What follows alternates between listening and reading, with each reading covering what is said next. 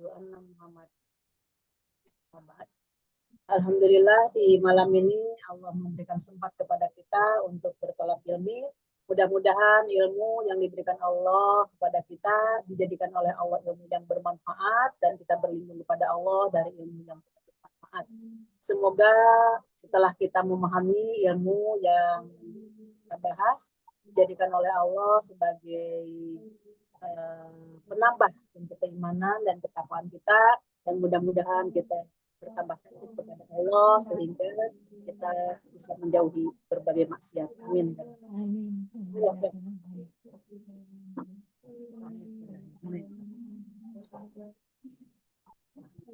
Ya. Apa namanya? Ini siapa ini? Sebentar. Screen. Sudah tak buka. Bentar. Sebentar, mana ini? Buka mana tadi? Alah, Gusti tak. Bentar.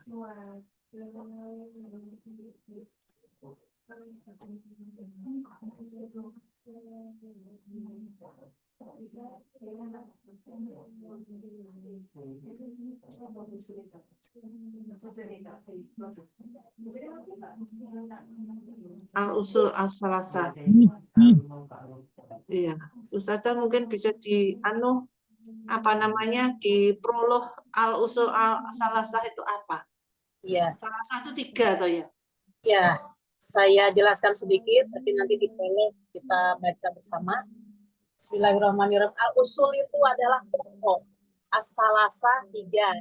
Jadi di sini di bawahnya ada syarhu. Syarhu itu adalah penjelasan. Syarah al-usul as-salasah. Penjelasan tentang pokok yang 3 atau perkara yang 3. Jadi perkara yang 3 itu apa saja? Ini yang berkaitan dengan tauhid nantinya. Untuk memperkuat tauhid kita supaya kita dijauhkan dari kesyirikan. Maka setelah kita mempelajari ilmu al-usul as-salasah ini, insya Allah kita akan tahu siapa diri kita dan siapa Allah. Allah. Iya. Monggo. Oke. Mbak Susi ya, mau baca. Asik kita berdua, Mbak Susi. Oh iya. Ini yang dibaca mulai prolog ya, Ustaz ya? Ya, prolog ya. Iya. Deskripsinya ada di situ.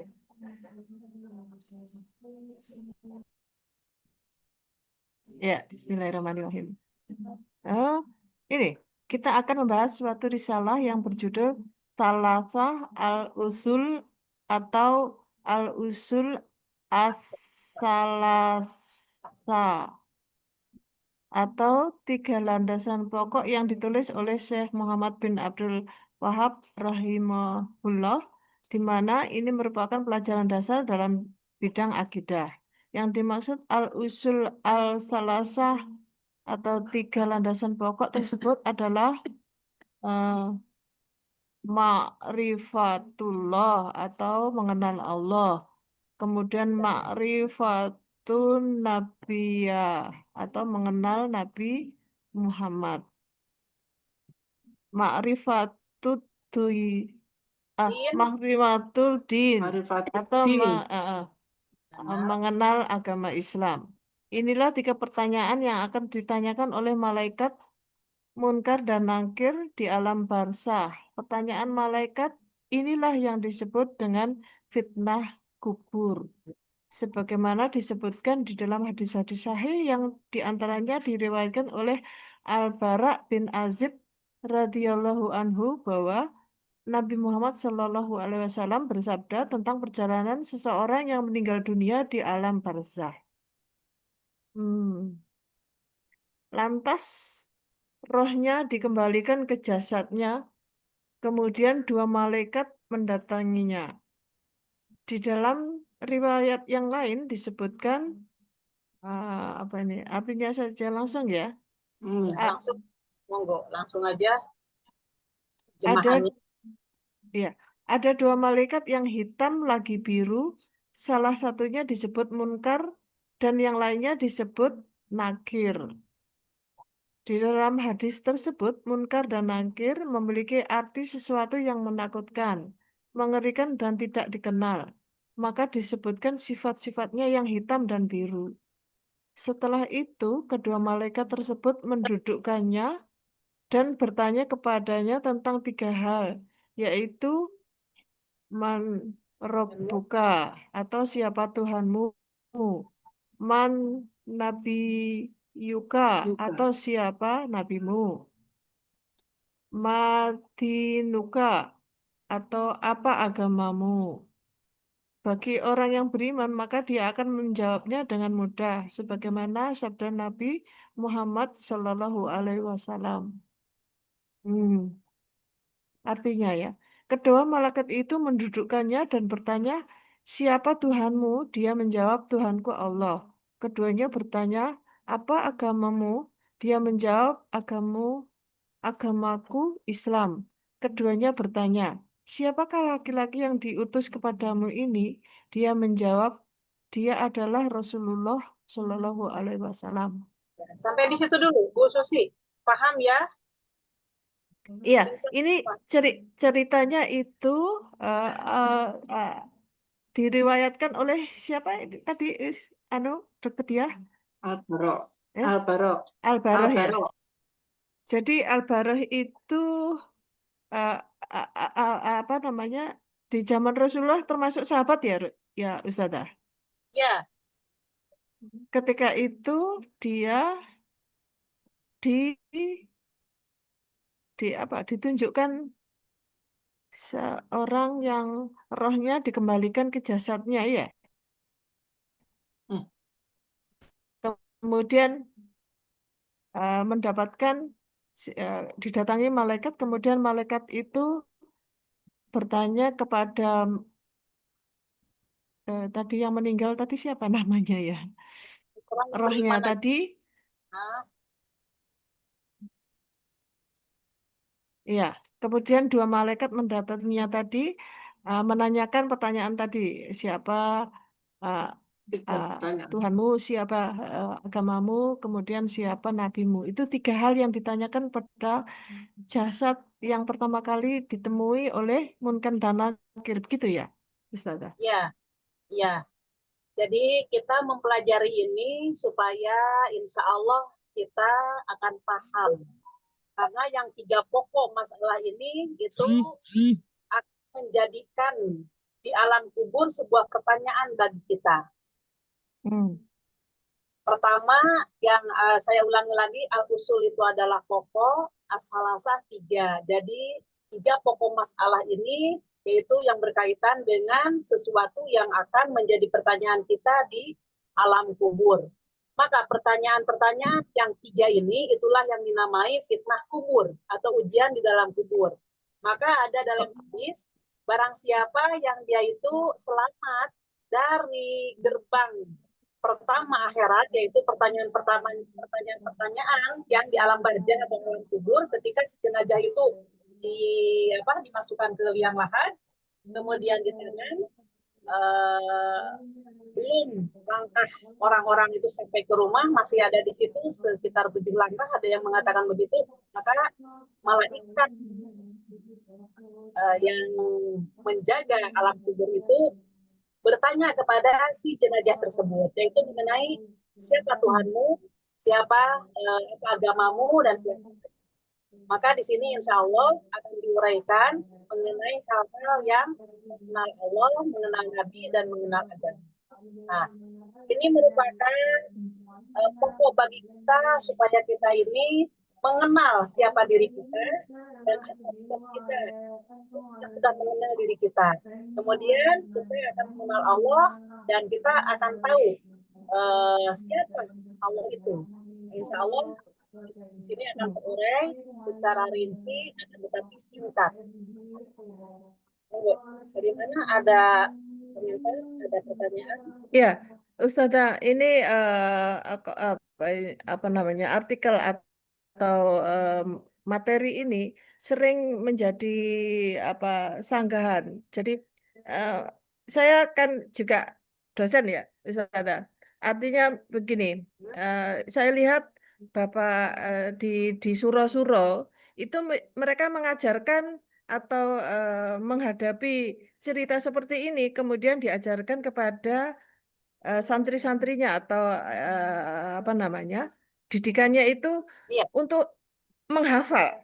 Jadi menurut saya kalau hafal siapa Tuhanmu, siapa agamamu, kemudian siapa nabimu, itu kalau diterapkan secara hafalan, setiap kali kan diulang-ulang gitu ya kan, berarti hafal ya Ustazah. Jadi Nah, apa namanya, targetnya adalah hafal dengan pertanyaan itu. Tetapi kan kalau saya membayangkan dulu waktu kecil itu kalau disuruh ke pasar, saya menghafal, saya beli lombok, saya beli minyak gini, terus saya hafalkan. Tapi di tengah jalan saya kesandung, jatuh. Itu hafalan hilang semua, Ustazah. Nah, iya. kan bisa diterapkan seperti ini. Pertanyaan yang hafalan seperti ini, dia akhirnya kalau tersandung, bisa saja pada saat kematian itu kan menghadapi siksaan atau sakit, atau kan bisa hilang itu hafalannya. Apakah dengan cara menghafal seperti itu Tidak, dijamin nanti iya? tidak Gimana? sama sekali, tidak seperti itu. Hmm. Justru dengan adanya kita mempelajari ini bukan Hmm. tujuan untuk menghafal, tapi Hmm. untuk mengimplementasikan apa yang telah kita pelajari dari ilmu ini. Hmm. Ya. Dari itu, kalau masalah hafalan, Ya. ada orang kafir juga. Hmm. Kalau dia itu sekarang itu ditanya, umpamanya orang kafir, Ya. ditanya, kamu pernah dengar nggak agamanya orang Islam apa? Agama Muslim itu apa? Islam. Kemudian siapa Tuhannya orang Islam? Dia pasti mengatakan Allah. Kemudian Nabi orang Islam siapa? Muhammad. Pasti kalau mengikuti hafalan seperti itu. Akan tetapi di sana itu hafalan-hafalan yang demikian itu sudah tidak berperan. Kalau toh si orang kafir itu mengingat waktu ditanya oleh Munkar dan Nakir itu nanti ditanya didudukan sama dengan orang yang beriman. Tetapi begitu ditanya siapa Tuhanmu, dia itu sudah tidak ingat lagi. Aja gitu. Masalahnya dia olah-olah di memorinya itu pernah mendengar kalimat itu, tapi untuk mengucapkannya itu tidak bisa. bisa keluar ya. Dan memorinya itu udah nggak ada. Nah, orang yang beriman itu tidak seperti itu. Bagi orang yang beriman itu ada campur tangan Allah ketika kita melaksanakan ajaran-ajaran Allah. Itu dalilnya berada di surat ini, Dokter Dia, surat Ibrahim, surat ke-14, Dok. Surat Ibrahim 14. 14.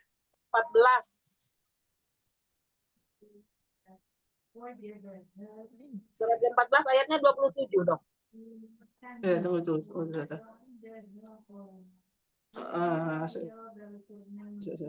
Share. Stop.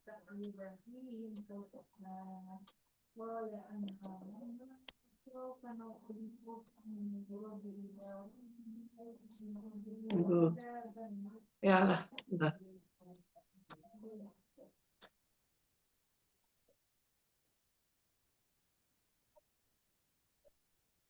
Ayatnya 27. Ya. Ya. Ayat 27. Ibrahim surat 27. Monggo dibaca.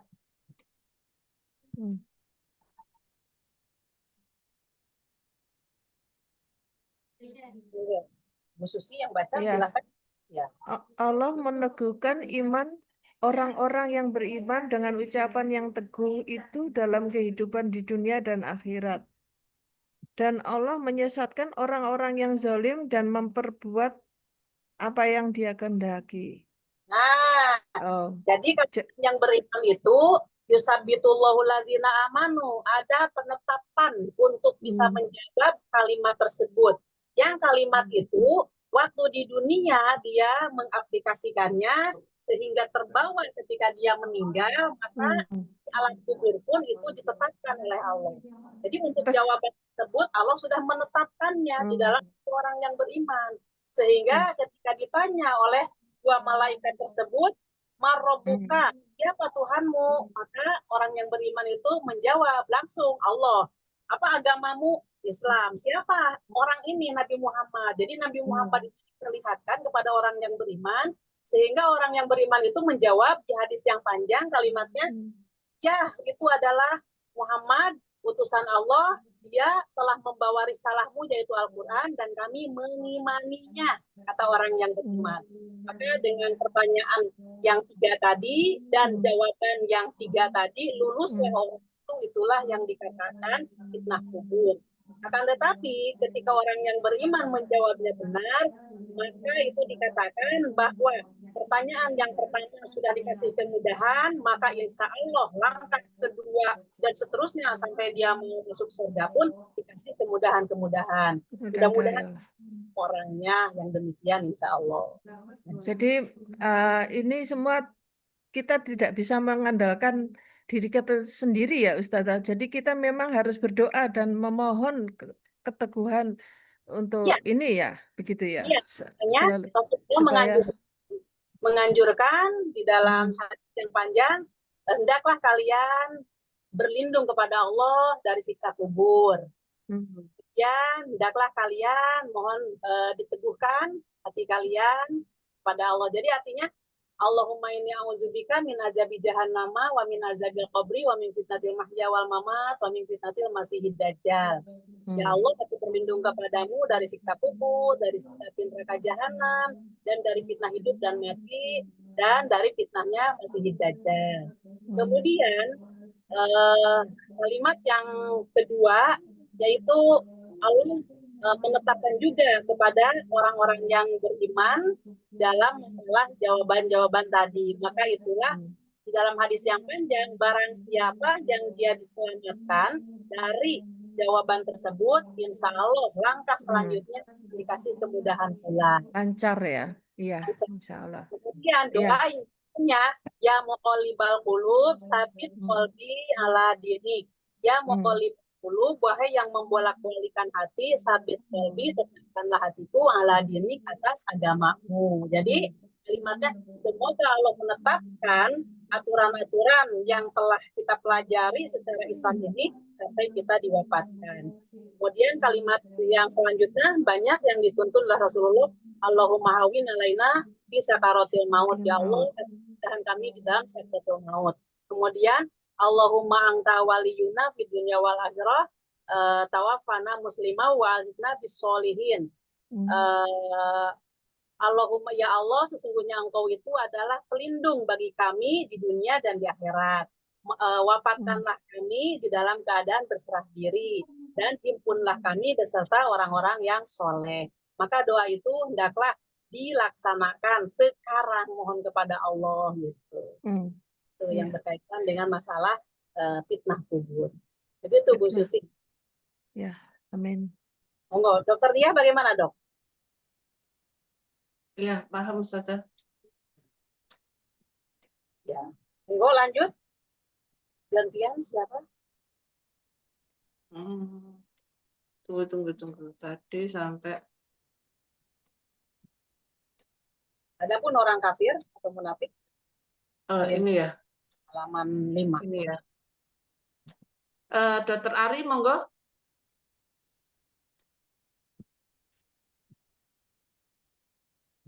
Ya, dia. Mulai yang mana? Oh, Allah mengokohkan. Allah mengokohkan orang-orang beriman dengan perkataan yang kokoh. Baik ketika di dunia pada saat sakaratul maut, mereka bisa mengucapkan kalimat tauhid. Mereka mengucapkan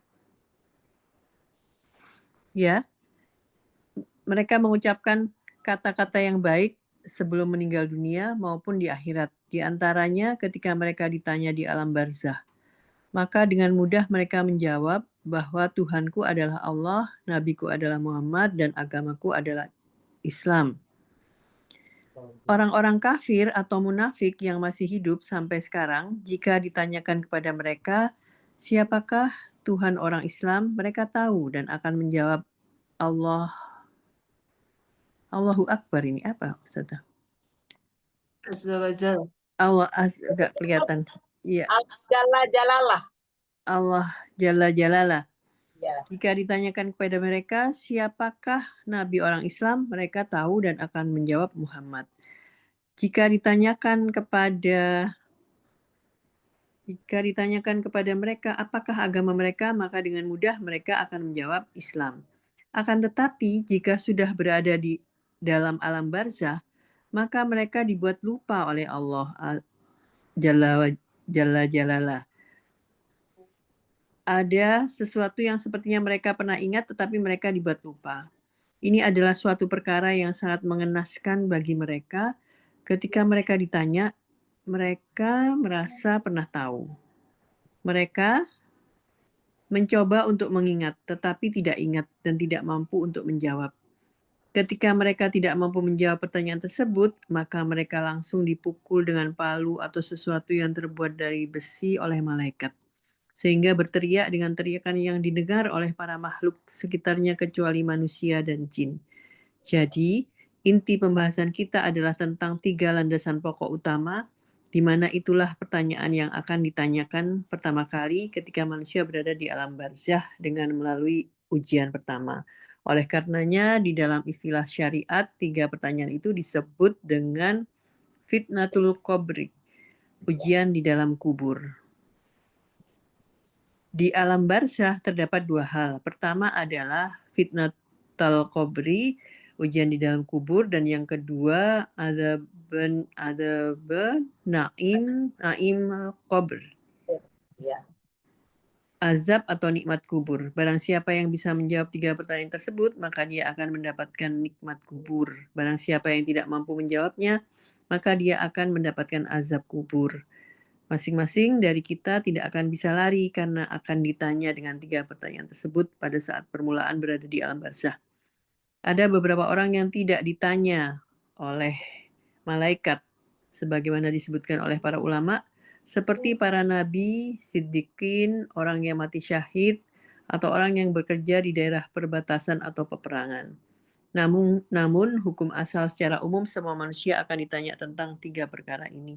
Inilah sekilas tujuan atau maksud dari pembahasan usul ats-salasah yang ditulis oleh Syekh Abdul Wahab rahimahullah. Buku ini merupakan ilmu dasar yang dipelajari oleh kaum muslimin. Selain itu, ilmu ini juga sebagai landasan utama untuk memahami ilmu tauhid lebih dalam, di mana seseorang memahami dasar tentang Rob, Rasul, dan agama. Ya, Ustazah. Ya, paham insya Allah ya, Dok. Ya. Ini nama dari Syekh Abdul Wahab rahimahullah itu adalah yang diisukan oleh orang-orang, padahal beliau ini justru melaksanakan Al-Quran dan As-Sunnah. Nah, sebagaimana ini adalah karangannya Yang dibilang Wahabi itu, Ustazah. itu yang dikatakan Wahabi oleh orang itu hurufat. Ada 2 Wahabi memang. Yang satu Wahabi tukang membantai orang-orang yang beriman, dan yang itu yang Wahab Sunni itu adalah dia itu benci kepada Islam sehingga dia itu membelokkan keislaman yang benar. Maka ketika mereka mengkacau balaukan Islam yang benar, maka ini ini memang sudah ada sebelumnya Wahabi ini, dan beliau ini orang yang disebut mujadid. Mujadid itu artinya memperbaharui tentang Islam yang benar, karena pada waktu itu ketika masa patroh banyak patroh itu maksudnya ketika mereka itu banyak penyimpangan dari Al-Quran, sudah tidak dipakai lagi Al-Quran, maka Wahab ini beliau mengembalikan masyarakatnya supaya tidak ada kesirikan. Maka sudah sampai kepada kita seperti ini. Inilah yang dikatakan orang-orang menuduh Wahabi itu ini, Dok. Makanya salah. Salah. Nggak ngerti ya. Hati-hati dengan Wahabi.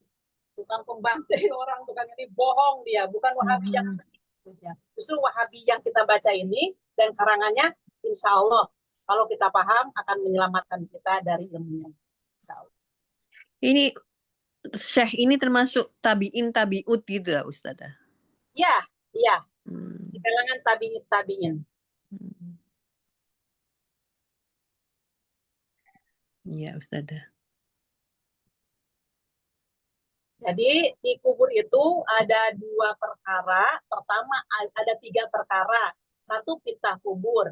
Fitnah kubur itu yang menyangkut dengan 3 pertanyaan tadi. Ketika si jenazah dimasukkan ke alam kubur, maka ruhnya itu dimasukkan lagi oleh Allah.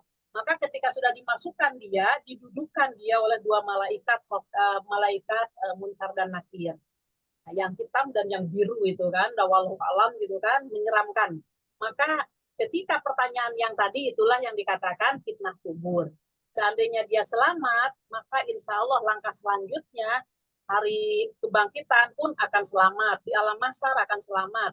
Di yaumul mizan pertimbangan akan selamat. Di yaumul jazaa pun akan selamat. Sampai akhirnya di yaumul akhir masuk ke surga dengan selamat. Mudah-mudahan kita yang demikian.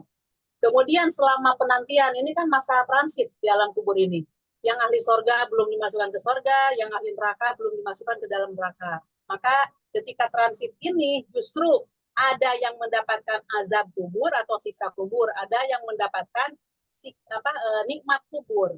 Maka yang dikatakan nikmat kubur itu yaitu diperlihatkan oleh Allah pintu sorga dan dia itu berada di atas karpetnya sorga.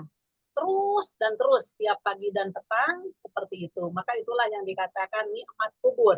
Tapi kalau ahli untuk dimasukkan ke dalam neraka, maka pagi dan sore itu seperti Fir'aun, pagi dan sore itu diperlihatkan siksanya neraka, kemudian dia hembusan dan baunya neraka itu menyiksa kepada dirinya.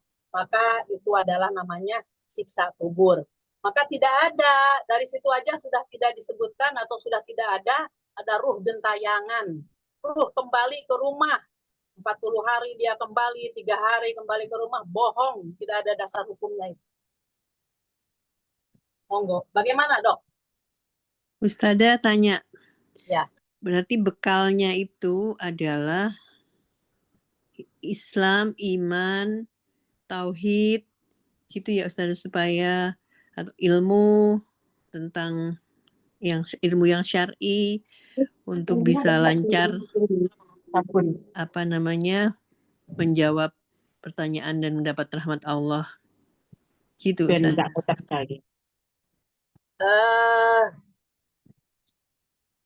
Syariat, pokok syariat itu ada 3, iman, Islam, dan ihsan, 3 serangkai. Akan tetapi semua itu dilandaskan ke tauhid. Nah, tauhidnya itu dalam rangka mengesahkan Allah dan dia itu betul-betul yakin kepada Allah bahwa yang berhak kita sembah adalah Allah. Nanti insya Allah dok akan jelas ini masalah ilmu tentang tauhid. Gak perlu saya uraikan, nanti dibaca. Kalau ada yang tidak paham, untuk ditanyakan. Ini. Di sini ada masalah kan ini kan ada 3 pokok. 1 mengenai siapa Allah itu. Kemudian bagaimana cara kita ini menyikapi kepada Allah. Kemudian masalah din itu agama. Nah, di dalam agama itu rukusuddin itu pokok dari 3 agama itu yang tadi iman, Islam, dan ihsan gitu. Menyangkut itu.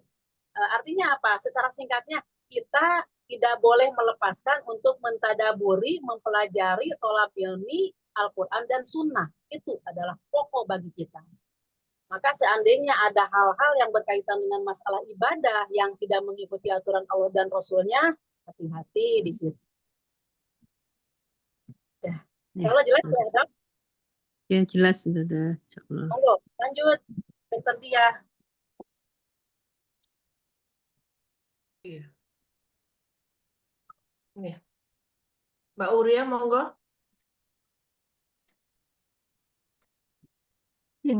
Dengan menyebut nama Allah yang Maha Pengasih lagi Maha Penyayang, katakanlah bahwa semoga Allah merahmatimu. Sesungguhnya wajib bagi kita untuk mempelajari 4 perkara. Pertama adalah ilmu, yaitu mengenal Allah Azza wa Jalla, mengenal nabinya, dan mengenal agama Islam dengan dalil-dalilnya. Kedua adalah beramal dengan ilmu tersebut. Ketiga adalah berdakwah kepada apa yang telah diilmuinya. Keempat adalah bersabar dalam gangguan yang menimpa tatkala berdakwah di jalan Allah Azza wa Jalla. Adapun dalilnya adalah firman Allah Azza wa Jalla. Demi masa, sungguh manusia berada dalam kerugian, kecuali orang-orang yang beriman dan mengerjakan kebajikan, serta saling menasihati untuk kebenaran dan saling menasihati untuk kesabaran. Imam Asy-Syafi'i rahimahullah berkata, seandainya Allah tidak menurunkan bagi manusia satu argumentasi pun selain ayat ini, maka sudah cukup bagi mereka. Imam Al-Bukhari rahimahullah berkata, bab tentang ilmu sebelum berkata dan beramal. Dan dalilnya adalah firman Allah Azza wa Jalla.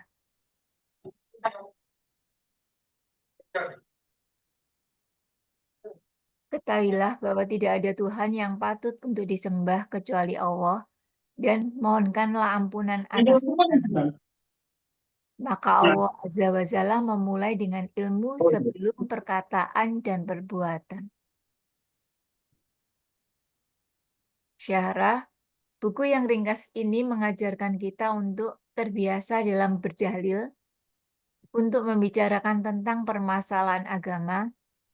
Syekh Muhammad bin Abdul Wahhab rahimahullah memulai perkataannya dengan mengucapkan Bismillahirrahmanirrahim, dengan menyebut nama Allah yang Maha Pengasih lagi Maha Penyayang. Disunahkan bagi kita untuk mengucapkan basmalah pada saat membuat tulisan maupun bekerja berdasarkan sabda Nabi Muhammad SAW.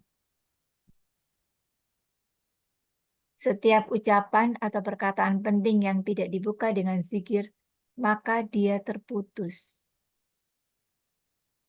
Dalam hal-hal yang penting, Nabi Muhammad SAW selalu mengawali dengan ucapan basmalah. Sebagaimana juga Nabi Sulaiman alaihissalam ketika menulis surat kepada Ratu Bilqis. Innahu min Sulaimana wa innahu Bismillahirrahmanirrahim. Sesungguhnya surat itu dari Sulaiman yang isinya dengan nama Allah yang Maha Pengasih, Maha Penyayang. Begitu juga dengan Nabi Muhammad SAW. Setiap kali menulis surat yang ditujukan kepada para raja supaya masuk Islam, maka beliau selalu membuka dengan basmalah.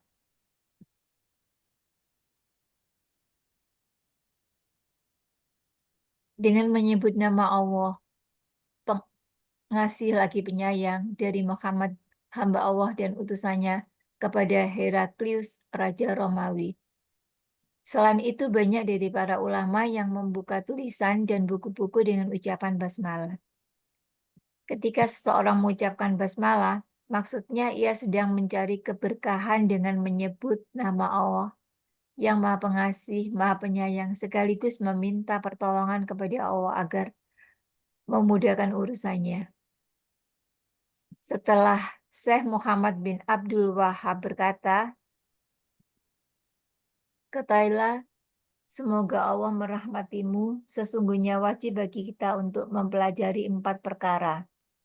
Sebelum menyampaikan apa yang hendak disampaikan, Syekh Muhammad bin Abdul Wahhab rahimahullah mendoakan kepada setiap orang yang membaca buku ini. Semoga Allah Azza wa Jalla merahmatimu, bahwa sesungguhnya Allah Azza wa Jalla mewajibkan bagi kita untuk mempelajari 4 perkara. Amin ya Allah. 4, Saya jelaskan dulu ya, Bu. Saya Iya. jelaskan dulu, Bu, ya. Wajib bagi kita mempelajari 4 perkara. Yang satu, al-ilmu. Harus memiliki ilmu dulu. Setelah kita memiliki ilmunya, ilmu apa? Tentu ilmu syar'i yang mencakup mengenal Allah, mengenal Nabi Muhammad, dan mengenal agama Islam dengan dalil. Sekali lagi, yang pertama adalah al-ilmu. Ilmu apa? Ilmu syar'i yang mencakup mengenal Allah, kemudian mengenal Nabi Muhammad, dan mengenal agama Islam dengan dalil.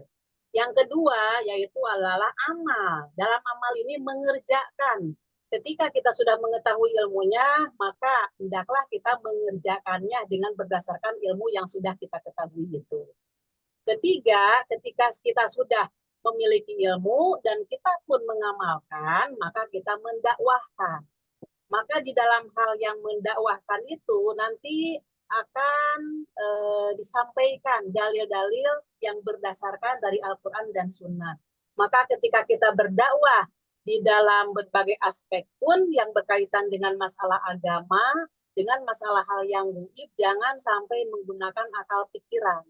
Karena akal pikiran itu kita tidak akan terjangkau. Maka dari itu kita harus berdasarkan dalil ketika kita berdakwah. Maka ketika kita berdakwah harus kita menanamkan di dalam hati kita itu kesabaran. Kesabaran yang mencakup dalam berbagai aspek juga. Sabar ketika kita mendakwahkan dan sabar pula ketika kita mendapat, boleh jadi seperti Rasulullah itu kan mendapat caci maki. Ketika Allah menurunkan wahyu, beliau berdakwah tidak semudah membalikan telapak tangan, maka sampai Rasulullah itu dihujat, sampai bahkan Rasulullah itu mau dibunuh. Maka begitu pula sekarang pun demikian, ya termasuk kepada pengarang buku ini, Abdul Wahab ini, sampai beliau itu dikatakan dituduh orang yang tidak benar, membuat kekacauan di masyarakat. Maka sampai sekarang di orang Islam pun yang tidak mengetahui tentang background-nya beliau itu mengatakan hati-hati dengan Wahabi, hati-hati dengan Wahabi. Justru yang dimaksud dengan Wahabi seperti ini akan meluruskan manusia dari hal-hal yang sudah menyimpang. Mudah-mudahan kita mendapatkan rahmat dari Allah. Kata beliau juga, beliau mendoakan semoga yang membaca buku ini mendapatkan rahmat dari Allah. Amin. Mudah-mudahan kita. Begitu. Monggo. Lanjut bagaimana? Ada yang masih bingung? Monggo, Dokter Dia, bagaimana dok? Ya, siap, Ustaz. Pelan-pelan aja. Lanjut ya. Ya, lanjut. Dokter Indra, bisa Indra? Bisa sebentar. Yang mana? Yang Oke. mana? Yang ini nomor 1. Ya, ilmu. Beliau menyebutkan bahwa ilmu mencakup 3 perkara, di antaranya 1, mengenal Allah, 2, mengenal Nabi Muhammad, 3, mengenal agama Islam. Dengan dalil artinya untuk mengetahui segala ilmu tersebut harus dengan dalil. Ilmu adalah ibadah yang sangat agung. Terlalu banyak dalil yang menjelaskan tentang agungnya ilmu, baik di dalam Al-Quran maupun hadis Nabi Muhammad SAW, sebagaimana telah banyak dibahas oleh penulis dalam bab keutamaan ilmu. Tatkala kita belajar, kita harus sadar bahwasanya menuntut ilmu itu ibadah. Sebagaimana ketika kita mengerjakan sholat, maka hendaknya kita serius mengerjakannya. Ketika kita membaca Al-Quran, maka hendaknya kita serius membacanya. Ketika kita bersedekah, maka hendaknya kita serius dalam bersedekah. Dan juga ketika menuntut ilmu. Menuntut ilmu adalah ibadah. Rasulullah bersabda, menuntut ilmu adalah kewajiban bagi setiap muslim. Setiap orang yang menuntut ilmu sejatinya dia mencari sesuatu yang dicintai oleh Allah Subhanahu wa taala, karena Allah Subhanahu wa taala cinta dengan ilmu tersebut. Oleh karenanya Allah Subhanahu wa taala menggandengkan persaksian orang yang berilmu dengan persaksian Allah Subhanahu wa taala, sebagaimana firman Allah Subhanahu wa taala, Allah menyatakan bahwa tidak ada Tuhan selain Dia. Demikian pula para malaikat dan orang berilmu yang menegakkan keadilan. Quran Surat Al-Imran 18. Ayat ini menunjukkan bahwa Allah SWT menggandengkan persaksian keesaannya dengan malaikat dan para ulama. Allah Subhanahu wa taala menjadikan persaksian para ulama sebagai hujah bagi Allah. Untuk menyatakan bahwa Allah Subhanahu wa taala Maha Esa, oleh karenanya Nabi Muhammad SAW tidak pernah diperintahkan untuk meminta tambahan, melainkan hanya tambahan ilmu berdasarkan firman Allah. Dan katakanlah, ya Tuhanku, tambahkanlah ilmu kepadaku. Quran Surat Toha 114.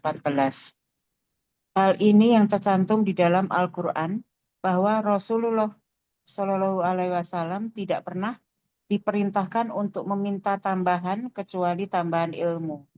Oleh karenanya, Ibnul Mubarak rahimahullah mengatakan, aku tidak mengetahui ada satu perkara yang lebih baik kedudukannya setelah kenabian daripada menyebarkan ilmu.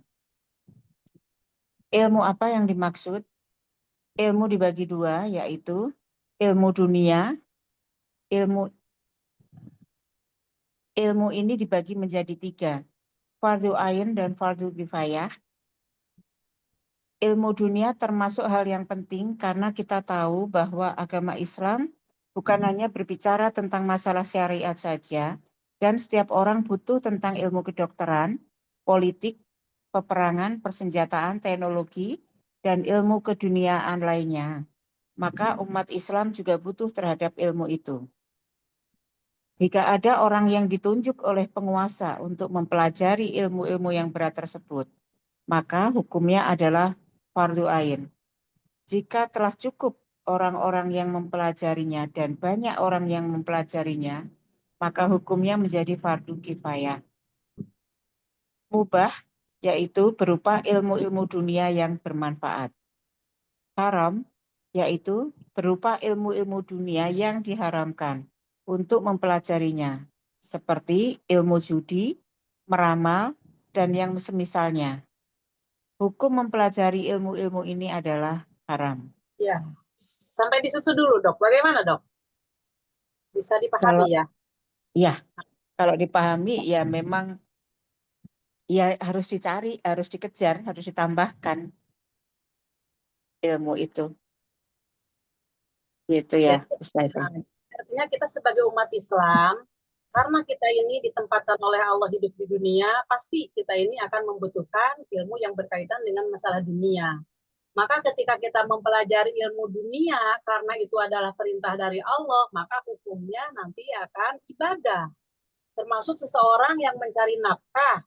Kalau dia itu dibarengi dengan masalah ibadahnya kepada Allah, artinya tidak meninggalkan kewajiban-kewajibannya, maka mencari rezeki atau finansial di dalam masalah pekerjaannya itu insya Allah akan menjadikan ibadah sebagai dia melaksanakan kewajiban untuk mencari nafkah, menafkahi dirinya, keluarga, dan anaknya.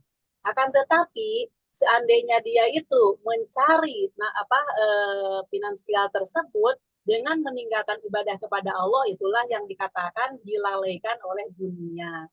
Maka dari itu, ketika seseorang itu, di sini kan disebutkan yang berkaitan dengan masalah seandainya pertamanya kepada semua umat Islam pun itu wajib mencari ilmu-ilmu yang berkaitan dengan masalah tentang ilmu kedokteran, politik, peperangan, persenjataan, teknologi, dan ilmu keduniaan lainnya. Maka umat Islam juga itu butuh terhadap ilmu ini.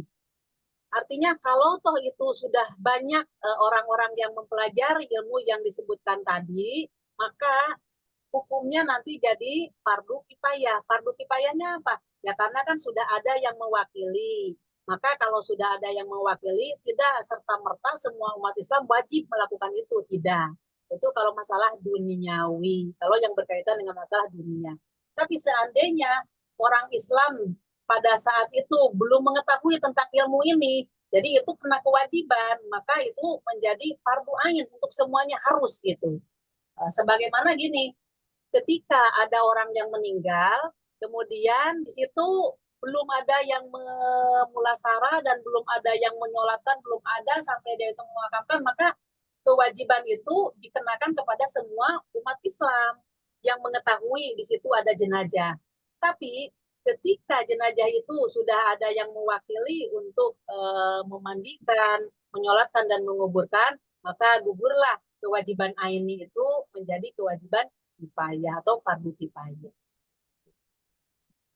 Paham ya, Dok? Insya Allah ya, semuanya ini. Monggo. Ada komentar? Allah Dokter Dia. paham. Gimana, Dokter Dia? Kalau ilmu tentang jenazah itu ya, itu kalau untuk keluarganya itu fardu apa itu? Pertama, bukan keluarga aja, keseluruhan umat Islam. Kalau dia dengan masalah orangnya jenazahnya itu Islam, maka semua Islam itu kena kewajiban fardu aini pertamanya. Tapi itu ada sebagian orang yang sudah melaksanakan pemulasaraan si jenazah tersebut, maka itu jadi kifayah. Artinya orang lain itu sudah tidak kena hukum lagi karena sudah ada yang mewakili. Bagaimana untuk keluarga? Jadi misalnya sama ya. Jadi misalnya anak ke orang tuanya meninggal misalnya, itu kan sekarang kan sudah banyak toh ya, perkumpulan-perkumpulan atau orang yang sudah paham itu sudah banyak itu, jadi anaknya itu nggak perlu belajar juga ya, nggak menjadi fardu ain ya, fardu kifayah ya, belajar bagus gitu ya. Anaknya itu bisa memanggil tim jenazah secara sunnah. Sekarang sudah banyak di mana-mana gitu. Tinggal manggil aja gitu. Cuman ketika itu alangkah baiknya si anak pun kalau dia mampu ikut memandikan, paling tidak kan melihat dan membersihkan apa saja gitu, kemudian menyiram dengan air atau bagaimana. Kemudian yang utama itu menyolatkan. Kalau menyolatkan itu seorang anak ya sebaiknya bakti terakhir untuk orang tua ketika jenazahnya masih kelihatan, maka usahakan untuk bisa mengikuti menyolatkan.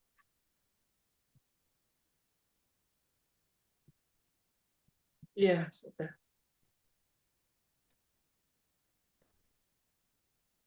Nah, lanjut, monggo yang kedua yaitu ilmu syariah, ilmu agama. Iya. Dokter Ana bisakah? Ya, bisa. Bismillah. Baik. 2, ilmu syariat atau agama. Ilmu ini dibagi menjadi 3, fardu ain. Ilmu yang wajib diketahui oleh setiap muslim adalah semua ilmu yang harus diketahui oleh seorang hamba dalam menjalankan aktivitas keagamanya. Al-imam wajib baginya untuk menuntut ilmu, dengannya ia bisa menjalankan agamanya. Maka dikatakan kepada beliau, semua ilmu tentu menegakkan agamanya. Dia berkata, kewajiban yang wajib dirinya untuk melakukannya, maka ia harus menuntut ilmunya. Dikatakan kepada beliau, seperti apa? Dia berkata, yang tidak boleh ia tidak tahu ilmu tentang sholatnya dan puasanya. Contoh ilmu yang fardu ain adalah ilmu-ilmu dasar akidah, rukun-rukun Islam dan lain sebagainya. Hukum mempelajari ilmu ini adalah fardu ain. Kita harus mengetahui siapa Rob kita yang harus kita ibadahi. Kita harus tahu secara dasar siapa Nabi yang kita teladani. Kita harus tahu bagaimana ilmu sholat, ilmu wudhu, ataupun ilmu berhaji. Secara umum, semua hal yang hendak kita lakukan, maka kita harus tahu ilmunya. Sebagai contohnya adalah tentang seseorang yang hendak berdagang, maka dia harus mengetahui ilmu perdagangan terlebih dahulu. Manakah hal-hal halal yang dihalalkan di dalam perdagangan atau apa-apa hal-hal yang diharamkan agar tidak terjerumus ke dalam riba atau larangan Allah. Begitu juga dengan seseorang yang hendak menikah, maka dia harus mengetahui fikih nikah secara dasar. Seseorang yang hendak menjatuhkan cerai kepada istrinya, maka dia harus mengetahui terlebih dahulu tentang perceraian. Yang sangat menyedihkan bagi sebagian kaum muslimin tidak mengetahui sama sekali fikih cerai. Bagaimana cara menjatuhkan cerai, kapan boleh menjatuhkan cerai, bagaimana hukum kelanjutan setelah perceraian, dan bagaimana cara rujuk dan perceraian. Padahal dengan mudah mereka mengatakan kepada istri mereka, kamu saya cerai. Oleh karenanya, semua hal yang hendak kita kerjakan, maka kita harus mengetahui ilmunya. Inilah yang dimaksud dengan fardu ain. Ya, tahan dulu segitu, Nah, Dok. Ye. Paham ya, Dok? Insya Yang Allah. masalah Insya ilmu agama Allah. Ye. yang termasuk fardu ain itu tidak bisa tidak, dia itu harus mengetahui bagaimana cara dia itu melaksanakan sholat. Nah, jadi orang Islam itu nggak boleh dia sampai bodoh di dalam masalah bagaimana cara sholat. Maka hukuman itu semuanya sudah dicontohkan oleh Nabi. Maka Nabi menjelaskannya di kitab-kitab hadisnya, yaitu sunnahnya. Maka seandainya orang Islam tidak mau mempelajari tentang ilmu syar'i, maka dia boleh jadi dikatakan sesat di dalam melaksanakan ibadah. Banyak orang yang tidak mengetahui bagaimana cara bertakbir, bagaimana cara mengangkat tangan, kemudian bagaimana cara ruku, dan bagaimana cara duduk. Nah, maka tidak asal saja. Kemudian banyak pula orang yang tidak paham tentang bagaimana cara berwudu, batasan-batasan wudu, anggota wudu itu mana. Banyak orang yang tidak paham seperti itu. Maka itulah yang dikatakan bodoh di dalam Islam. Maka hal-hal yang berkaitan dengan masalah beribadah kepada Allah itu hukumnya fardu ain. Artinya segala sesuatu yang diwajibkan oleh Allah kepada hambanya sebagai orang Islam, maka orang Islam tersebut harus paham, harus mengetahui ilmu-ilmunya. Cara sholat, cara puasa, zakat, naik haji, maka itu semua adalah harus diketahui.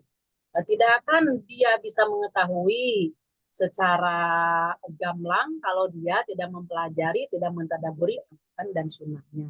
Karena ilmu-ilmu tersebut yaitu berada di dalam peraturan-peraturan Allah yang tertulis, yaitu Al-Quran dan sunnah. Kalau berbicara mengenai mempelajari Al-Quran, sudah plus di situ sunnahnya. Maka kalimatnya kan atiullaha wa atiur rasul. Kemudian barang siapa yang mencintai Allah, maka ikutilah aku. Nah, akunya itu adalah kan Rasulullah. Maka tidak bisa dilepaskan. Contoh, secara global di Al-Quran dikatakan, aqimus sholah, dirikanlah sholat. Maka ketika kita membuka Al-Quran, 30 juz itu, bagaimana cara sholat, insya Allah tidak akan diketemukan. Maka dari itu, Rasulullah diangkat oleh Allah sebagai Rasul yang memberikan contoh. Maka ketika kita membuka hadisnya, seperti Bulughul Maram, maka kita mengetahui di situ cara sholat Rasulullah. Maka tidak bisa kita melepaskan ketika kita mentadaburi Al-Quran dan Sunnah untuk melaksanakan ibadah kita. Begitu, Dok? Ya, Us, paham. Monggo, Dokter Lia bagaimana? Iya, Pak Ustazah. Lanjut ya, Ustazah. Ya, lanjut. Ya. Indri, Mbak Indri? Oh ya. Bisa? Oke. Iya, ya. Assalamualaikum warahmatullahi wabarakatuh. Waalaikumsalam. Fardu kifayah. Ya. Iya, kifayah. Bismillahirrahmanirrahim. Fardu kifayah, ilmu-ilmu tertentu yang harus diketahui oleh sebagian orang. Contohnya adalah ilmu usul fikih, usul hadis, mustalah hadis, tafsir, dan diantaranya adalah bahasa Arab dan ilmu yang lainnya. Tidak semua orang mempelajari ilmu ini. Ada juga sebagian orang yang wajib baginya untuk mempelajarinya, seperti contohnya adalah para ulama yang berfatwa dan wajib bagi mereka mempelajari ilmu-ilmu yang sifatnya fardu kifayah. Karena jika tidak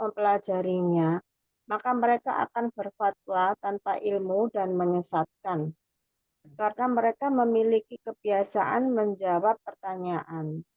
Maka wajib bagi mereka untuk mempelajari ilmu-ilmu yang berat untuk memahaminya. Jika mereka tidak mempelajari ilmu-ilmu tersebut, maka tidak diperbolehkan bagi mereka memasuki ranah ini. Tahan dulu segitu ya. Maka Ya. ketika orang itu, dia itu berdakwah, tentu ilmunya harus mumpuni. Umpamanya dia akan menyampaikan salah satu ayat dari Al-Quran. Satu, dia harus fasih di dalam membaca Al-Quran. Yang kedua, ilmu bahasa Arabnya pun harus paham. Soalnya kan nanti di dalam bahasa Arab kalau diterjemahkan ke bahasa Indonesia itu adalah kamu, kamu, kamu. Nah, begitu melirik bahasa Arabnya, kamunya itu kepada siapa? Mereka itu kepada siapa? Ada kamu yang bentuknya jamaah, ada kamu yang bentuknya tunggal nanti. Nah, itu tidak bisa dia mempelajari hanya terjemahan bahasa, terjemahan tafsirnya atau terjemahan Al-Quran kalau dia tidak menguasai bahasa Arabnya. Kemudian untuk mendukung pemahaman jelasnya ayat tersebut, maka dipelajarilah tentang asbabun nuzulnya, kemudian tafsir-tafsirnya, kemudian di situ ilmu-ilmu tentang fikihnya yang berkaitan, artinya ketika ayat ini diterangkan, bagaimana tafsirannya menurut Rasulullah. Jadi itu ada hadis-hadisnya, ada yang menjelaskan ke situ. Maka ketika orang itu betul-betul ingin menyampaikan atau berdakwah tentang syar'i, tentang agama, dia harus mumpuni di dalam berbagai ilmunya. Maka seandainya dia itu hanya dakwah dengan tujuannya wallahu a'lam, maka itu tidak diperbolehkan bagi mereka memasuki ranah ini. Ya karena ilmunya itu bagaimana dia akan bisa menjawab seandainya ada pertanyaan, jawab dengan logika, nggak bisa. Maka dari itu, apalagi yang berkaitan dengan masalah hal-hal yang goib. Tentu kita tidak bisa, orang yang meninggal itu 3 harinya datang di rumah. Itu dari mana? Itu hal yang goib tentang ruh itu. Kemudian 40 hari datang ke rumah, atau dia itu belum meninggalkan tempat selama 40 hari. Atau ada pula setiap malam Jumat.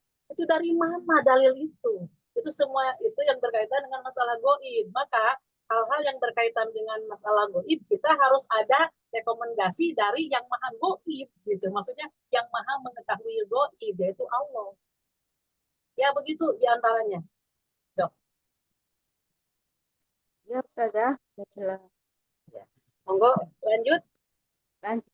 Sunnah atau mustahab. Ilmu-ilmu yang tidak wajib bagi seseorang, maka boleh untuk mempelajarinya. Contohnya adalah seseorang yang bukan mufti atau ahli berfatwa, tapi hendak mempelajari ilmu usul fikih, maka dibolehkan baginya untuk mempelajarinya. Jika dia adalah seorang dokter dan hendak mempelajari bahasa Arab atau usul fikih atau usul hadis, maka diperbolehkan baginya untuk mempelajarinya. Adapun jika dia adalah seorang mufti, maka hukumnya adalah wajib. Ya. Perihal dalil-dalil yang menjelaskan tentang pentingnya ilmu tersebut berkaitan dengan ilmu-ilmu syar'i, karena ilmu-ilmu itulah yang merupakan warisan para nabi. Para nabi tidak mewariskan ilmu teknologi, kedokteran, atau ilmu dunia lainnya, tetapi yang mereka wariskan adalah ilmu syar'i. Rasulullah SAW bersabda, sesungguhnya para ulama adalah pewaris para nabi. Sesungguhnya para nabi tidak mewariskan dinar atau dirham, akan tetapi mewariskan ilmu. Ilmu inilah yang menjadikan seseorang bertakwa dan semakin mendekatkan kepada Allah Subhanahu wa ta'ala. Allah Subhanahu wa ta'ala berfirman, sesungguhnya yang takut kepada Allah di antara hamba-hambanya hanyalah ulama. Quran Surat Fatir 28. Dengan demikian tidak berarti setelah itu kita mengesampingkan ilmu dunia. Tidak. Justru ilmu dunia menjadi bernilai jika diniatkan untuk Islam dan kaum muslimin. Tergantung niat dari orang yang mempelajarinya.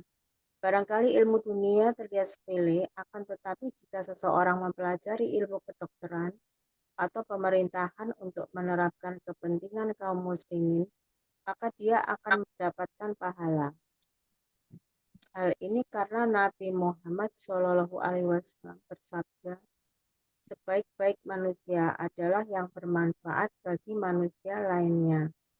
Di antara contoh nyata yang pernah disabdakan oleh Nabi Muhammad SAW adalah 7 golongan yang mendapatkan naungan Allah Subhanahu wa Ta'ala pada hari kiamat kelak, di mana salah satu dari golongan tersebut adalah pemimpin yang adil.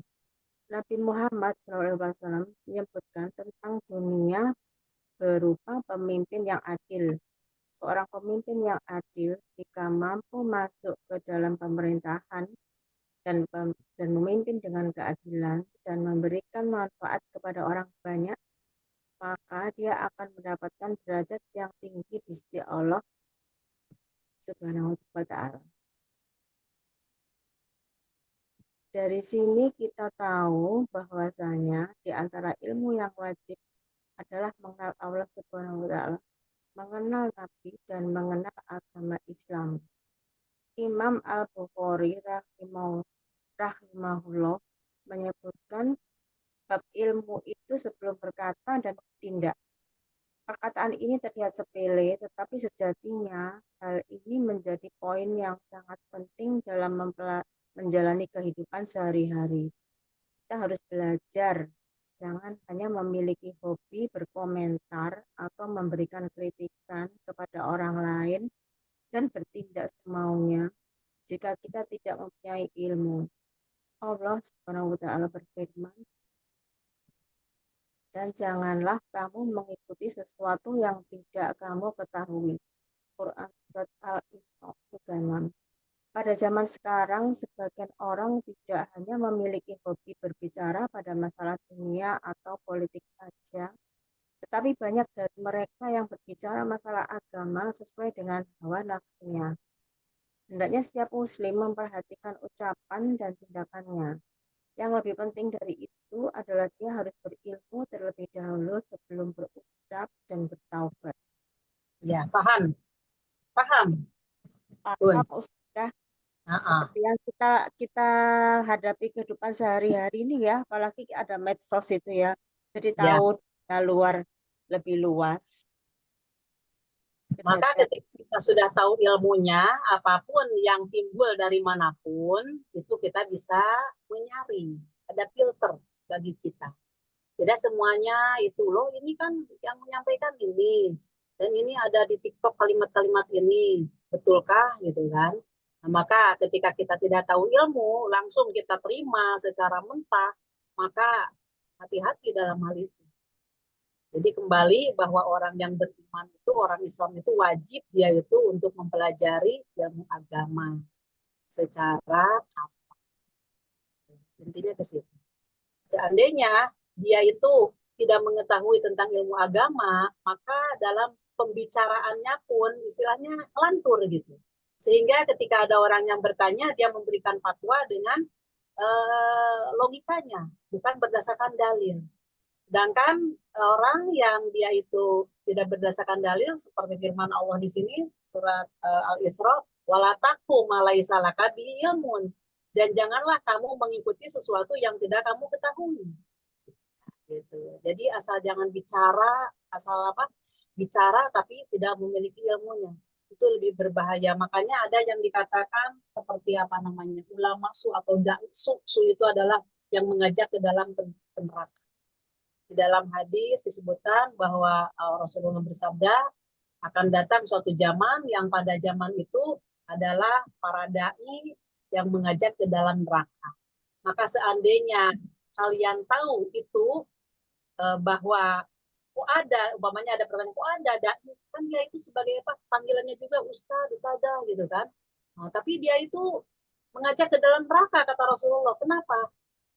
Karena apa yang dipatuakan itu bukan berdasarkan dalil, tapi berdasarkan akal.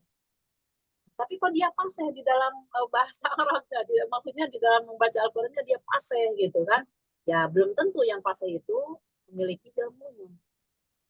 Hati-hati dalam hal itu, tetap kita itu harus waspada. Maka kata Rasulullah, seandainya kamu mati dalam keadaan menggigit ranting, artinya menahan lapar, dan dia mati, itu lebih baik daripada kamu mengikuti fatwa-fatwa yang dikeluarkan oleh si dai tadi. Sampai seperti itu. Nah, kemudian kita akan mengetahui dari mana si dai itu kok dikatakan dai yang mengajak ke dalam neraka.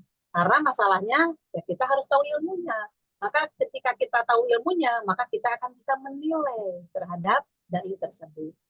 Sebagaimana mungkin di dalam hal medis, ketika ada orang yang mengatakan praktek dalam hal medis, maka itu dikatakan salah, pasti seorang medis yang lebih senior yang paham, loh, kok begitulah diagnosanya, kok ini obatnya, kok ini ya. Jadi yang menilai tentu yang lebih paham lagi tentang masalah ilmu medis. Sebagaimana begitu?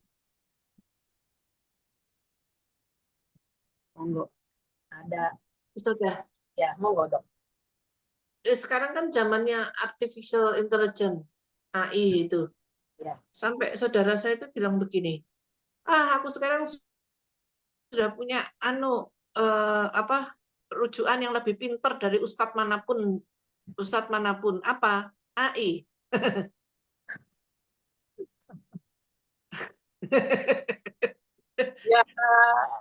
Ya perlu bimbingan tetap, dok. Nggak bisa seperti itu. Kalau ada ucapannya ustadz yang dia tidak setuju, terus dibandingkan dengan AI begitu, Ya. Kita tuh mana milih yang mana ya, Ustazah ya? Ustadz yang bukan meragukan ya pas ada yang nggak cocok gitu misalnya gitu, atau AI gitu ya. Nah, ya kita kembalikan ke rujukan yang pokok. Kan kita sudah punya ensiklopedia 9 hadis ini, itu kan pokok. Dan kita pun tetap harus mempelajari ya pelan-pelan, tidak bisa mempelajari harus gamblang kemudian kita akan masuk itu tidak, pelan-pelan aja. Ini ilmu yang mendukung ini, dalil yang mendukung ini, bagaimana kok dia bisa mengatakan begitu, itu dari mana dalilnya gitu. Jadi apa yang terus kalau umpamanya gini, oh ternyata ini bukannya dalil dari secara teks Al-Quran dan Sunnahnya, akan tetapi ini merupakan ijtihad dari para ulama tersebut. Seperti gini, mohon maaf, ini yang pas sekarang ini lagi berjalan. Kan di dalam hadisnya itu, saya harus sampaikan hadis ya ini, dok, sebentar ya. Di dalam hadisnya itu dikatakan bahwa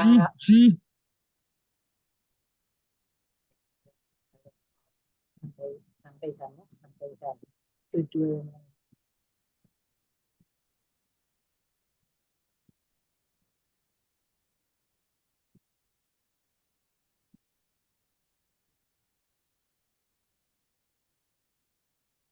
Monggo, dokter dia sudah saya share.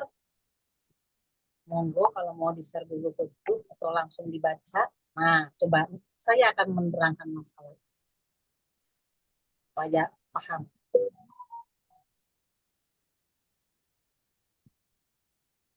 WA.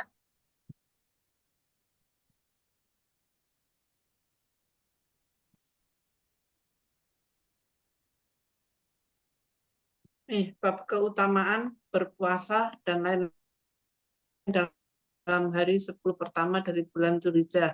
Dari Ibnu Abbas radhiyallahu anhu, katanya Rasulullah Shallallahu alaihi wasallam bersabda, tidak ada hari-hari yang mengerjakan amalan sholat pada hari-hari itu yang lebih dicintai oleh Allah daripada hari-hari ini, yakni hari-hari 10 yang pertama dari Dzulhijjah.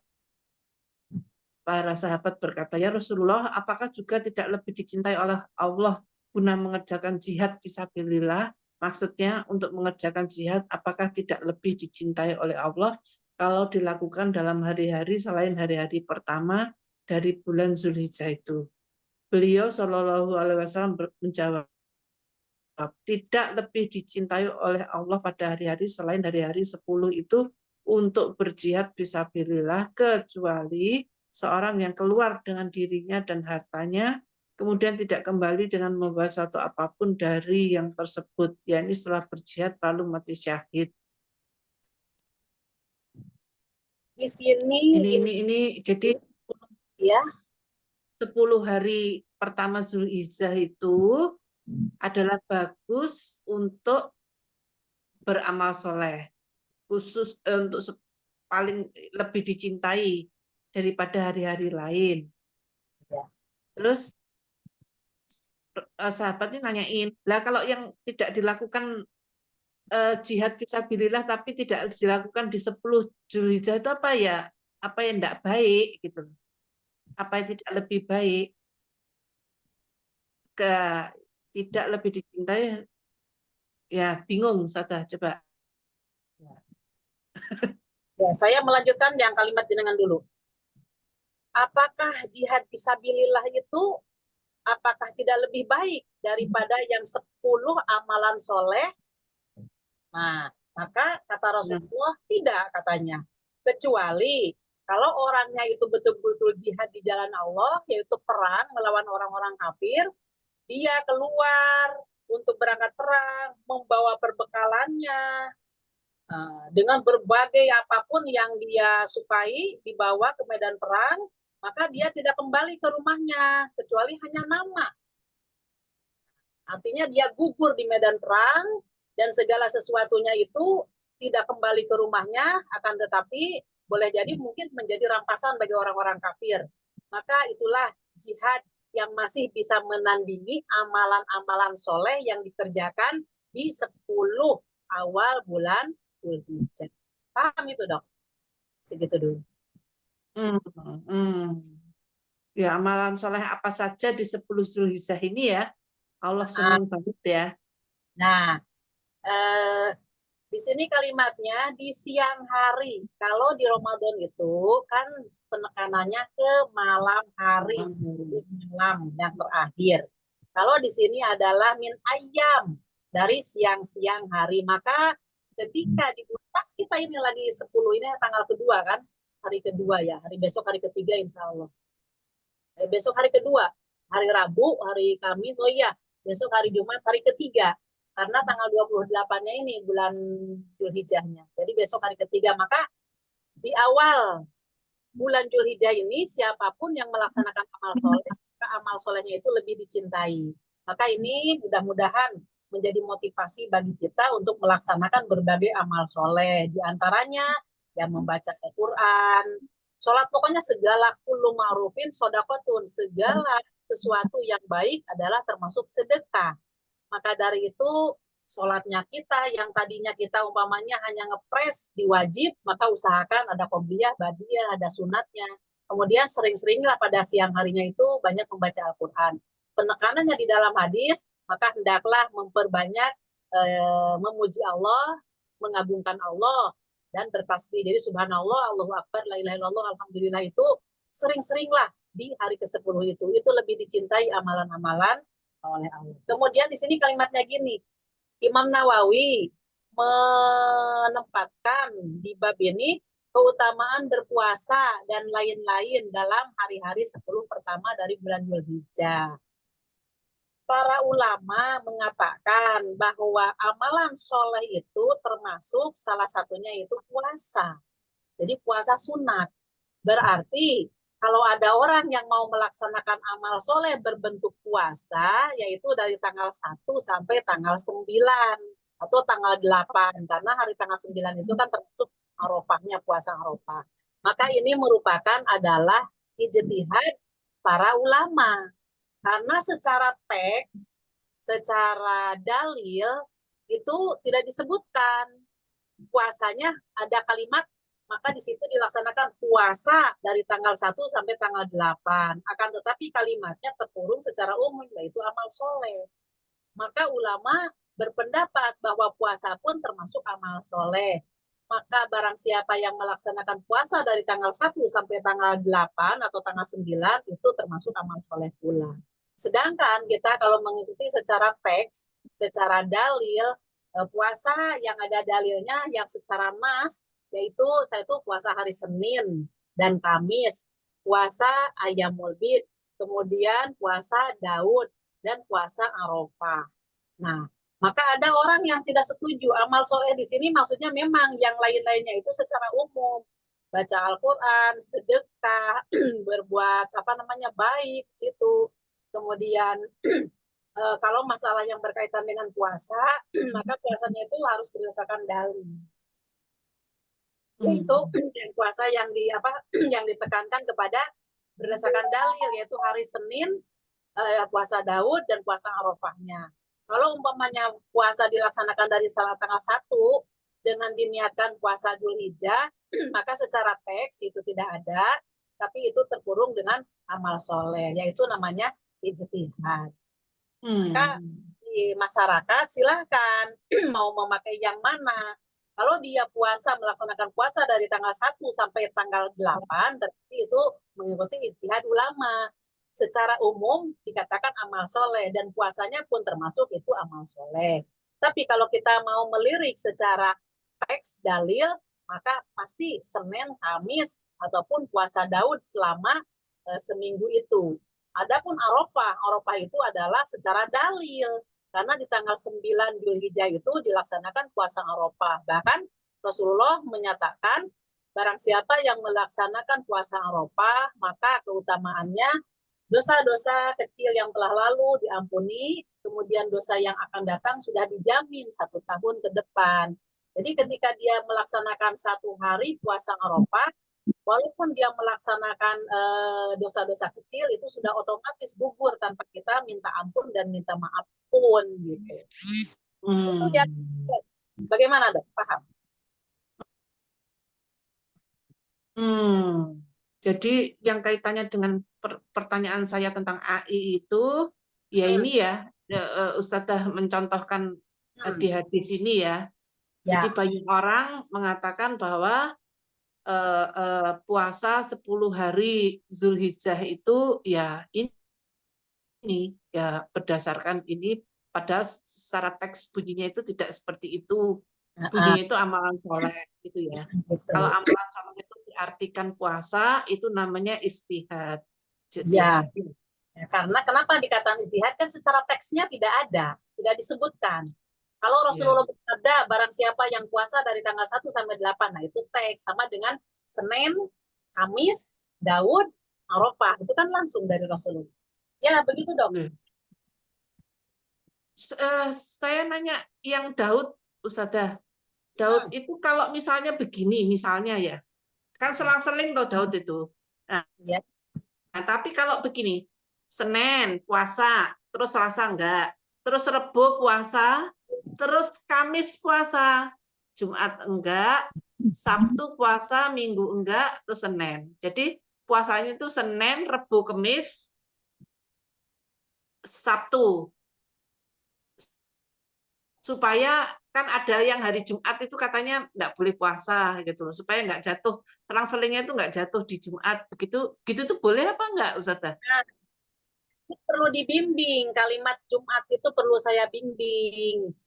Kalau dia niat puasanya hanya niat puasa Jumat, mengambil keutamaan hari Jumatnya sendiri tanpa ada niat-niatnya yang lain, hanya pokoknya hari Jumat, apalagi ini Jumatnya Jumat Kliwon, maka saya akan puasa. Berarti itu namanya mengada-ngadakan. Akan tetapi kalau dia pas puasanya itu Daud, maka tetap Jumat pun berpuasa karena itu bertepatan dengan hari Jumat gitu. Senin puasa, Selasa enggak, Rabu puasa, Kamis enggak, Jumat puasa. Memang jatuhnya Daud itu di pas Jumat juga. Sabtu puasa, Ahadnya atau Minggunya itu berarti Sabtunya tidak puasa, berarti Ahadnya puasa. Memang begitu. Jadi dalil yang dikatakan jangan puasa di hari Jumat itu bukan dalam arti masalah seperti Daud dihilangkan Jumatnya, nggak boleh. Karena masalahnya itu adalah puasa yang biasa Anda puasa. Yang biasa Anda puasa umpamanya termasuk Ayyamul Bid. Ayyamul Bid ini kan tanggal 13, 14, 15. Umpamanya tanggal 14-nya itu adalah hari Kamis. Berarti Jumatnya pun di situ include ke dalam Ayyamul Bid tadi. Jadi nggak bisa dihilangkan. Nggak gini, oh ini Ayyamul Bid, hari Kamis puasa, tapi besok kan nggak boleh Jumat. Nah, makna daripada nggak boleh puasa hari Jumat itu artinya nggak boleh dia mempuasai hari Jumat secara spesifik. Hmm. Hmm. Jadi kalau misalnya Daud tadi misalnya Senin, terus Rebo Kemis, Sabtu begitu mengada-ada ya itu ya. Iya, kalau dihilangkan Jumatnya, maka tetap. Akan tetapi kalau niatnya seperti ini lain. Tadi kan Senin puasa, Selasa enggak, kemudian Rabunya puasa, Kamisnya enggak. Tapi diniatin, oh ini mumpung Kamis, saya puasanya Kamis juga gitu. Ya dia saja Daud, seandainya Kamisnya tidak jatuh untuk Daud, berarti dia ada inisiatif. Ah, nggak apa-apa, pokoknya saya puasa hari Kamis ini, puasa Senin, puasa hari Kamis dan Senin gitu. Pas jatuh di hari Kamis, monggo kalau seperti itu. Nah, kalau misalnya, oke, kalau misalnya terus, mohon maaf ini, Rebo tadi sudah, terus Kemisnya sekalian puasa, terus Jumatnya bagaimana? Jumatnya puasa, kan Jumatnya itu puasa Daud, pas jatuh Daudnya kan. Oh, jadi kalau pas bisa jadi Senin, Rebo, Kemis, Jumat, terus itu ya, kalau pas Kemis tidak Daudnya tidak jatuh di Kemis, Daudnya tidak jatuh di Kemis, tapi Kemisnya mau dipuasain untuk Senin Kemis nggak apa-apa juga ya?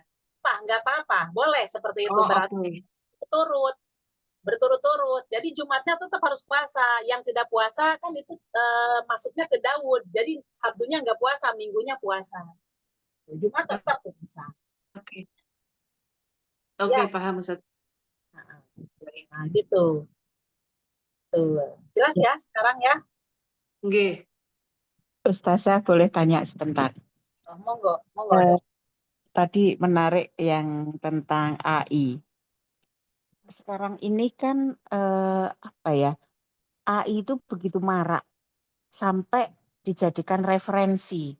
Tadi salah satunya yang tadi Dokter Dia sampaikan ya, hanya ke AI. Nah, padahal jawaban di AI itu kan ya kadang-kadang aneh, kadang-kadang ya entah benar atau enggak ya. Apakah sebenarnya AI itu juga termasuk dari ilmu? Kalau AI-nya itu sesuai dengan apa yang ada tertera di dalam Al-Quran dan Sunnah, berarti itu pas programnya gitu. Tapi ketika itu tidak sesuai dengan Al-Quran dan Sunnah, hati-hati barangkali dengan adanya ilmu semacam ini, dia akan membelokkan dari kebenaran. Maka kita tetap tidak boleh percaya 100%. Yang bisa menilai itu tentu kita yang berilmu. Saya pernah di situ. Ketika dia kita membuka salah satu surat, suratnya itu bacaannya lain. Itu di dalam Ihdinas Siratal Mustaqim apa di dalam apa ya? Di dalam ayat kursi. Yang diambil itu teksnya itu bukannya teks Al-Qur'annya, tapi itu adalah teks persamaan dari Al-Qur'an. Memang maknanya ke situ, tapi teksnya tidak situ. Wow, kata saya teh. Ini bagi orang yang tidak paham tentang agama, ini bahaya sekali. Jadi doa ini ataupun teks ini bisa dihafalkan gitu, tapi memang maknanya sama, tapi teksnya itu bukan teks Al-Qur'an. Masya Allah, kata saya teh. Apakah ini tujuannya ingin membelokkan secara kecil yang tidak kelihatan? Memang bagi orang yang tidak paham Al-Quran itu bisa terkecoh. Tapi kalau yang sudah tahu, sudah paham, loh ini di sini, ininya menyimpangnya. Ya. Pernah saya itu kemudian saya ini screenshot, nggak tahu ini di file saya itu masih ada nggak itu kalimat. Nanti saya hati-hati. Jadi caranya tetap kita harus meneliti. Maka saya mengajak kepada bunda-bunda semua itu, mengaji itu istilahnya kita harus membawa Al-Qur'annya, membawa hadisnya, supaya rujukannya secara teks itu ada gitu. Jadi ini tidak sesuai ternyata dengan ini. Begitu dong. Ya, yang ini yang saya secara pribadi ya waktu itu sempat berdiskusi tertarik karena menurut saya pribadi itu mengerikan kalau AI itu disebut sebagai ilmu. Karena tadi yang muncul di AI itu bukan hanya masalah Al-Quran, kayak ilmu peperangan, ilmu kedokteran, segala macam itu orang bisa mencari di AI. Yang tadi Betul. dikatakan punya yang paling bagus lah katanya. Bahkan ya ini bahaya, menurut saya bahaya, karena tidak tahu kan mudah mencari dari AI. Dan Betul. Betul, karena Dok. tidak tahu itu, sehingga kalau tahu pasti tidak akan mencari di AI kan. Apakah hal yang seperti ini disebut sebagai ilmu? Gitu. Karena kan kalau ya itu tadi lah, ilmu tuh kudunya benar. Tapi kan ternyata kok ada yang nggak benar, padahal yang mencari ke situ tuh orang yang nggak tahu. Itu yang jadi pemikiran saya. Ya, membodohkan manusia supaya dia itu mencari jalan pintas. Memang kondisi Iya. seperti itu. Tidak, Dok. Mohon maaf. Seperti gini ya, Dok. Jenengan belajar masalah medis sekian tahun dan langsung rujukannya Ya. dilakukan oleh tangan. Maka ketika umpamanya di AI itu ada hal yang berkaitan dengan medis, loh, kok ternyata ini malah membahayakan masyarakat. Jenengan kan tidak setuju. Boleh di situ kan, loh, seperti ini. Nah, sebagaimana saya juga paham Al-Quran, kemudian begitu membuka teks, loh kok begini, kata saya, ini bisa menyesatkan gitu. Jadi itu bukan dikatakan ilmu kalau seperti itu. Justru ada unsur-unsur, ada program yang memang itu hati-hati membelokkan. Ya itu, Dok lah, insya Allah. Ya kondisi sekarang ya berarti itu bisa dianggap AI bukan ilmu lah gitu. Karena bisa membelokkan. Karena sebenarnya kan kalau ilmu tuh pasti membuat benar. Bagi orang yang tidak tahu dengan mempelajari ilmu menjadi benar. Tapi dengan AI orang yang tidak tahu bisa menjadi salah. Ya, argumennya nanti mempertahankan yang itu, yang AI itu dipertahankan. Kata ini adalah ya, ya itu dunia akhir zaman itu. Ini nih kalimat yang ini nih yang saya selalu berpikir ini jadi yang benar mana, karena terus terang mohon maaf saya punya termasuk atasan lah ya gitu yang bisa dengan terang-terang referensinya AI itu yang setiap tuh carinya di AI, carilah di AI. Lah ini kamus nggak berguna lagi, nggak berguna lagi ilmu, itu yang menjadi pertentangan batin saya. Gitu. Iya. Aduh. Ya, terima kasih Ustaz. Iya, begitu Dok. Iya. Bagaimana Dokter Diah? Gimana Dok? Iya, Ustazah, kita cukupkan sekian, tapi kita mohon doa bersama karena Jamaah An-Nur kehilangan satu jamaahnya yaitu Bu Indri Artini yang semalam meninggal dan dimakamkan tadi pagi. Serta doa untuk ibunya Mbak Susi ya yang sekarang lagi di rumah sakit. Katanya dalam kondisi kritis. Mohon doa bersama ya Ustazah. Ya monggo kita doa bersama, mudah-mudahan dengan doa ini kita panjatkan kepada Allah, Allah mengabulkan. Saya dulu kan doa untuk ibunya Bu Susi, mudah-mudahan beliau segera disembuhkan oleh Allah, menjadi kembali sehat walafiat.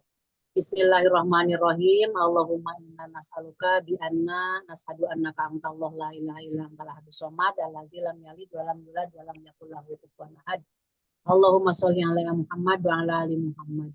Allahumma malikal mulki tutil mulka man tasya'u wa tanzi'ul mulka mimman tasya'u wa tunzi'ul mulka mimman tasa'u. La haula wa la quwwata illa billah. Allahumma rabban nas musibal basi ismi maradoha anta syafila syafia illa anta syifa'al la yuqadiru saqoma.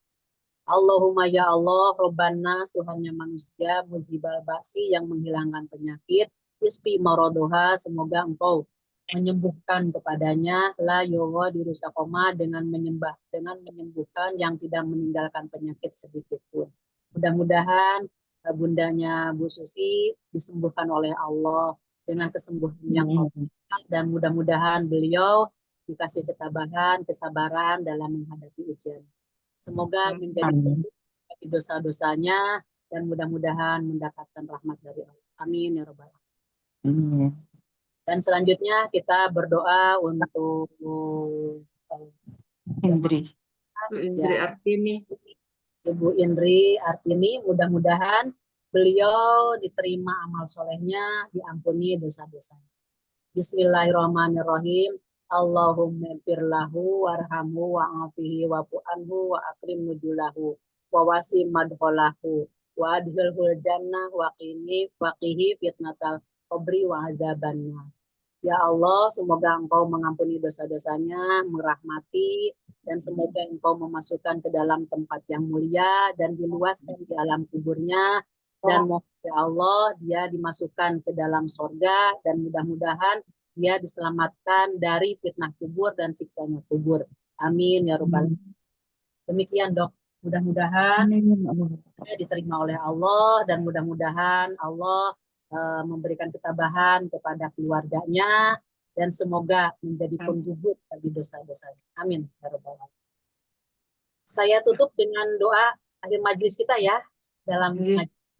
Bismillahirrahmanirrahim. Rabbana la tuzigh qulubana ba'da idh hadaitana wa hab lana min ladunka rahmah innaka wahhab. Subhanakallahumma wa bihamdika asyhadu an la ilaha illa anta astaghfiruka wa atubu ilaik. Rabbana atina fid dunya hasanah wa fil akhirati hasanah wa qina adzabannar. Wassalamualaikum warahmatullahi wabarakatuh. Waalaikumsalam warahmatullahi wabarakatuh. Saya pamit kepada semuanya. Selamat Terima kasih, Dokter. Ya. Makasih, Sasa. Makasih. Mbak Saya Dia, Bu Indri gerah apa? Iya. Gerah. Hah? Bu Indri sakit apa? Kanker. Cuma beliaunya nggak mau nggak nyebut. Bahkan saudaranya juga nggak tahu gitu loh. Dan memang nggak mau ditengok dan lain-lain begitu. Oh, beliau Ya tinggal Allah. di mana? Di Allah. Surabaya. Mbak, Oh, ya itu temannya Allah. Mbak Uria itu. Iya. Ya, sesama psikolog ya. Iya, kan ikut bulan apa ya, September tahun lalu. Terus kemudian kan izin itu Ya karena Allah. menjalani kemo. Iya. Ya, tadinya nggak mau berobat. Terus Iya, ini awal pengajian waktu dulu. ya awal Anu, pengajian. Ya, Iya. semoga husnul khotimah lah. amin, terima kasih. Iya. Mohon dimaaf kalau Terima ada kasih salah semuanya, kata. Mbak Susti. Terima Iya, kasih. terima kasih. Terima kasih. Mau tutup ya. Yo, makasih. Assalamualaikum. Salam.